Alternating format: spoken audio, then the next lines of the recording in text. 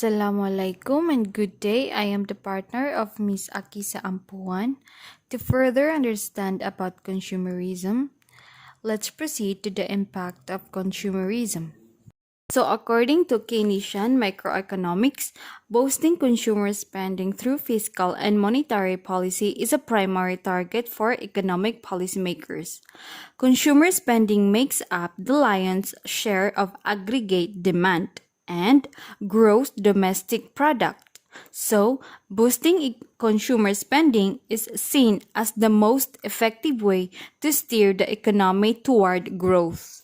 It means consumerism views the consumer as the target of economic policy and a cash cow for the business sector, with the sole before the increasing consumptions benefits the economy.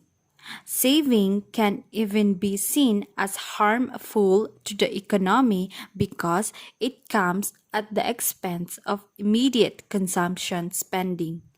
So, consumerism also helps shape some business practices like marketing and advertising can become focused on creating consumer demand for new products rather than informing consumers. The conspicuous consumption. Economist Thorstein Veblen developed the concept of conspicuous consumption, where consumers purchase, own, and use products not for their direct use value but as a way of signaling social and economic status. So, as standards of living rose after the Industrial Revolution, conspicuous consumption grew. High rates of conspicuous consumption can be a wasteful zero-sum or even negative-sum activity, as real resources are used up to produce goods that are not valued for their use but rather the image they portray. So here are the advantages of consumerism. Advocates of consumerism point to how consumer spending can drive an economy and lead to increased production of goods and services.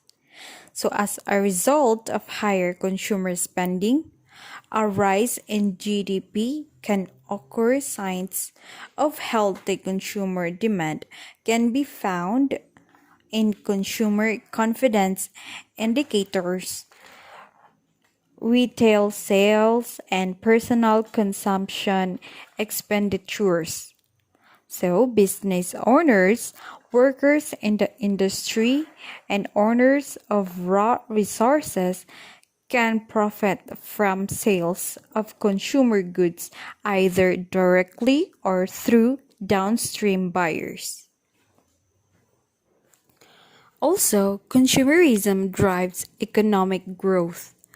When people spend more on goods or the services produced in a never-ending cycle, the economy grows. So there is increased production and employment, which leads to more consumption. The living standards of people are also bound to improve because of consumerism. So here is the disadvantages of consumerism. Consumerism is often criticized on cultural grounds. Some see that consumerism can lead to a materialistic society that neglects other values. In traditional modes of production and ways of life can be replaced by a focus on consuming ever more costly goods in larger quantities.